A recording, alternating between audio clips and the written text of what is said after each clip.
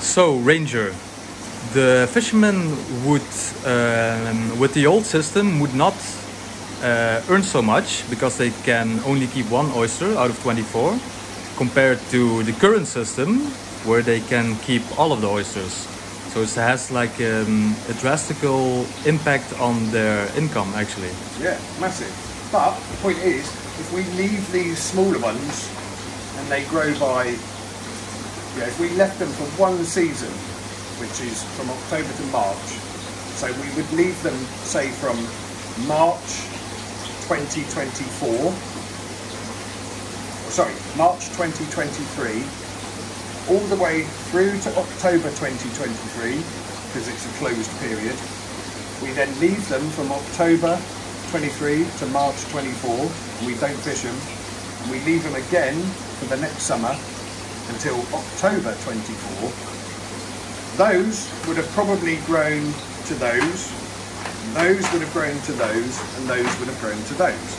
So one season of not fishing the little ones and taking a bit of a hit on our income will mean that in a season's time, the growth would have been 18 months.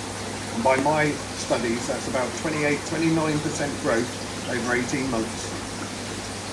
We would then all have these oysters. And these oysters weigh more, and we get paid by weight, not by number.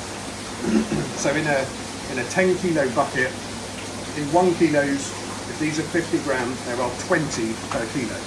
So in a 10 kilo bucket, there are 200. These, say they're 100 grams, they're not quite 100 grams, but say they're 100 grams, there are 10 in a kilo. In a 10 kilo bucket, you would have 100 oysters. So we would still get paid the same amount because we get paid by weight, but we would be taking half of the oysters off the fishery. Still getting the same money, but taking half off because they've grown to a bigger weight.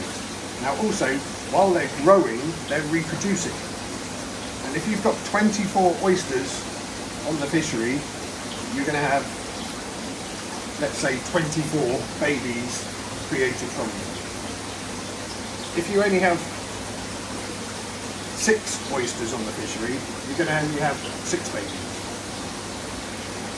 As they grow, the number of oysters they leave behind increases. So a 2-year-old, i.e. this sort of size, could leave 500,000 larvae per oyster.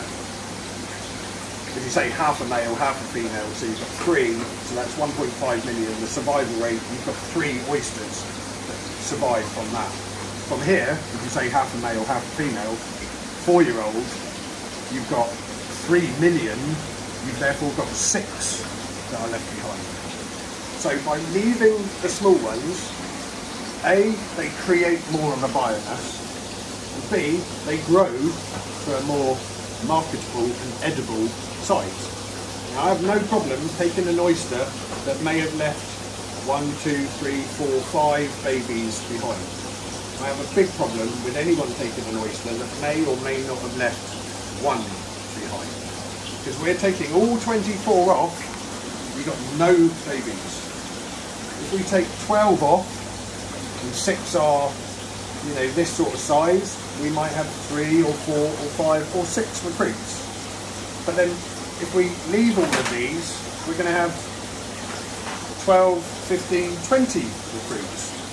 So one season of a loss of earnings is an exponentially massive increase in the biomass, and therefore it won't take long for those juveniles that create, or the spats that are created from the juveniles, to become juveniles and then work their way up to the next grade.